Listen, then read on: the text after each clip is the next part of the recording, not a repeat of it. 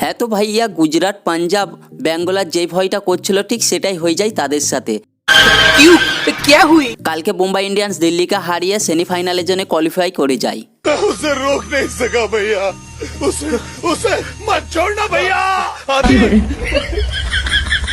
आदि आदि आदि আর কালকে দিল্লি ভার্সেস মুম্বাইয়ের খেলায় নাকি আম্বানি ম্যাচ ফিক্সিং করেছে। এটা আমি বলছি না, প্রত্যেকটা ফ্যান্সরা বলছে, জনগণ বলছে। खत्म, bye bye, tata, good bye, गया। হ্যালো নমস্কার বন্ধুরা, আমি সাহেব। তো কালকে ম্যাচের বিস্তারিত খবর নিয়ে আজকে আলোচনা করব। তো চলুন প্রথম থেকে শুরু করা যাক। ठीक है প্রথমে মুম্বাই ইন্ডিয়ান্স ব্যাটিং করতে নামে 20 ওভারে 180 রান করে 5 উইকেটে। মুম্বাই ইন্ডিয়ান্সের হয়ে সূর্যা কুমার যাদব সব থেকে বেস্ট ভালো খেলে 73 রান করে 43 বলে 60টা 4, 4টি 6 মারে। তারপরে ব্যাটিং করতে নামে দিল্লি মাত্র ভাইয়া 18 ওভারে অল উইকেট হয়ে যায়, 121 রানই করতে পারে। আর মুম্বাই ইন্ডিয়ান্স খুব বড়োভাবেই জিতে নেয় এই ম্যাচটা 59 রানে আর কোয়ালিফাই করে যায় সেমিফাইনালের জন্যে।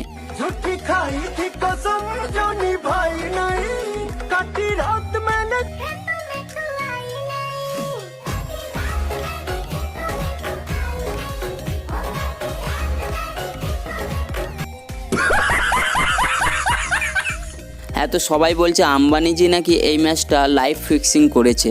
হ্যাঁ আমরা নিজের চোখেও দেখেছি। অভিষেক পুরেল যখন ব্যাটিং করছিল, উইল জ্যাক বোলিং করছিল আর রেকর্ডেন একটা স্টাম্প আউট করে, আর সেটা রিভিউ পাঠিয়ে দেয় থার্ড আম্পায়ারের জন্যে। আর আমরা স্পষ্ট দেখতে পাই ওটা নট আউট বাট আউট দিয়ে দেওয়া হয়। তো এটা দেখেই বোঝা যাচ্ছে আম্বানির কাছে টাকা আছে বলে সে হলো কিং, ম্যাচ ফিক্সিং করে দিচ্ছে। बंद करो हाथ जोड़ के मैं। বাই দ্য আপনাদের কি মনে হয় এটা নট আউট ছিল না আউট ছিল? আর পাঞ্জাব, গুজরাট আর ব্যাঙ্গালোরের ভয় এখন বেড়ে গেল, কারণ মুম্বাই এখন কোয়ালিফাই করে গেছে সেমিফাইনালের জন্য। আর সেমিফাইনালে মুম্বাই যদি ওঠে সেটা যেমন করে হোক ট্রফি নিয়েই ছাড়ে, কারণ এটা আম্বানির টিম।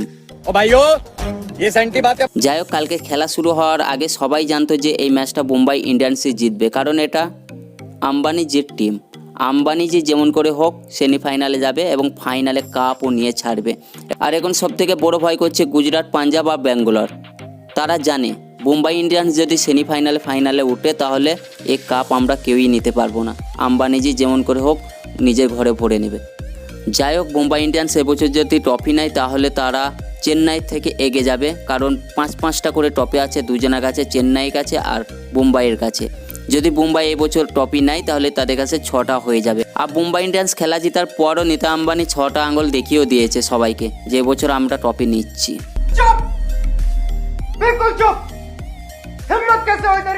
যাই হোক, আপনাদের কি মনে হয় কালকের ম্যাচ দেখে অবশ্যই কমেন্ট বক্সে কমেন্ট করে জানাবেন। আর প্লিজ সবাই সাবস্ক্রাইব করে রাখুন চ্যানেলটা এখনও যারা সাবস্ক্রাইব করেননি। যাই হোক, আজকের ভিডিওটা পর্যন্তই। টাটা, বাই বাই, সুস্থ থাকবেন, ভালো থাকবেন সবাই।